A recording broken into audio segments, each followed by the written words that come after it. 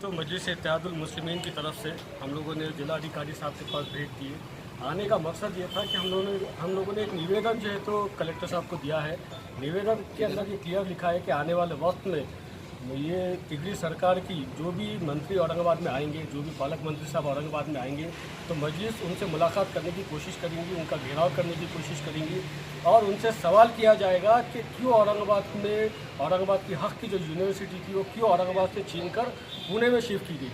इसी के ताल्लुक से आज हमने मेमोरेंडम दिया है। एक मेमोरेंडम हमने ये भी दिया है कि आप जो है तो जिला अधिकारी होने के नाते एक मेमोरेंडम, एक जो है तो आवेदन आप जो है तो स्टेट गवर्नमेंट को पहुंचाइएगा कि वो यूनिवर्सिटी औरंगाबाद के लिए ज़रूरी है, औरंगाबाद में होनी चाहिए।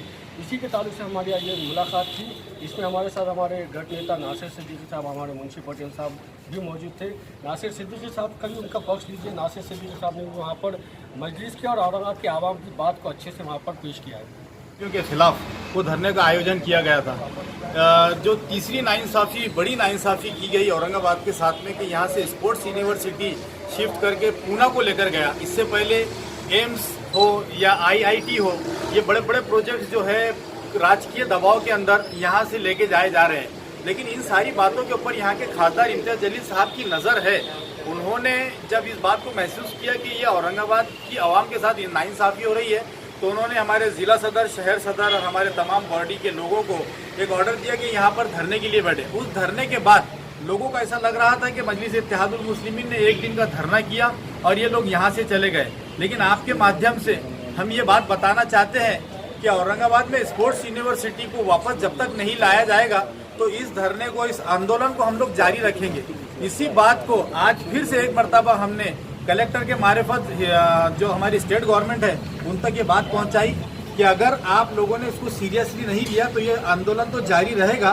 प्लस जो हमारी यहाँ की आघाड़ी सरकार है, 3 पहियों वाली डुगडुगी सरकार, उसका कोई भी मंत्री अगर शहर में दाखिल हुआ तो मजलिस इत्तेहादुल मुस्लिमीन उसका घेराव करेगी और उससे ये पूछेगी कि ये औरंगाबाद के अंदर आप जब आते हो तो बड़ी बड़ी बातें करके जाते हैं, लेकिन जब इसके साथ इंसाफ की बात आती है तो आप लोग कहाँ गायब होते हो। क्योंकि यहाँ के जो दूसरे, मैं समझता हूँ कि लोक प्रतिनिधि है, चाहे उसके अंदर हमारे पास का एक खासदार अभी जो नए बने हैं या यहाँ के सेना और बीजेपी के आमदार हो, ये लोगों में इतना दम नहीं है कि वो अपनी पार्टी के बड़े लीडरों के सामने आवाज़ उठा के ये बोल सके कि हमारे शहर के साथ इंसाफ करो।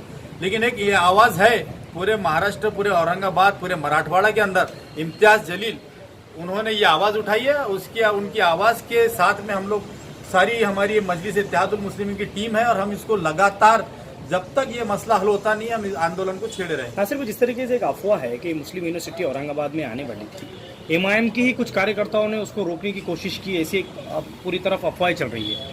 उसके बारे में क्या कहना चाहेंगे आप? आंदोलन तो आप इसके लिए कर रहे हैं स्पोर्ट्स यूनिवर्सिटी के लिए, फिर अब उसके लिए क्या आप वही आंदोलन करेंगे? ऐसे लोगों को पार्टी से निकाल कर फेंकेंगे आप बाहर?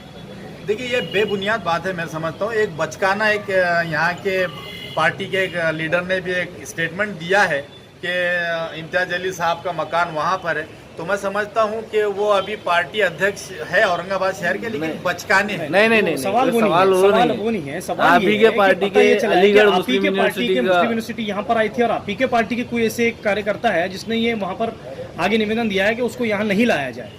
देखिए, अगर ऐसा होता तो मैं समझता हूँ आप लोगों के पास भी उसकी डिटेल आती। हमारे पास ऐसी कोई जानकारी नहीं है और अगर कोई ऐसा किया तो वो पार्टी का नहीं है।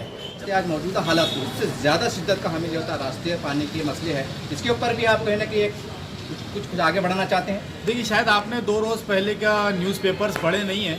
मैंने यहाँ के म्यूनसिपल कॉरपोरेशन को हमारी पार्टी के अंदर हमारा डिसाइड हुआ था, हमारे ज़िला सदर भी यहाँ है, शहर सदर भी है। मैंने एक निवेदन दिया हूँ उनको, 5 तारीख तक एक अल्टीमेटम दिया हूँ कि जितने शहर के जो एकदम ख़राब रोड है या उनको पैचवर्क किया जाए या उनको नया किया जाए। अगर ये नहीं करेंगे तो 9 तारीख से हम लोग एक साखड़ी उपोषण जो है महानगर पालिका के सामने लगाएंगे, जिसके अंदर सारे शहर के रोड हो, चाहे किसी इलाके के हो, मुस्लिम, हिंदू, दलित, कोई भी इलाके के रोड हो, अगर उनको सही तरीके से काम नहीं किया गया तो जब तक वो रोडों की हालत सही नहीं होगी तो मजलिस इत्तेहादुल मुस्लिमीन कॉरपोरेशन के सामने धरना देगी, साखड़ी उपोषण करेगी और मसला हल होने तक वहीं बैठे रहेगी।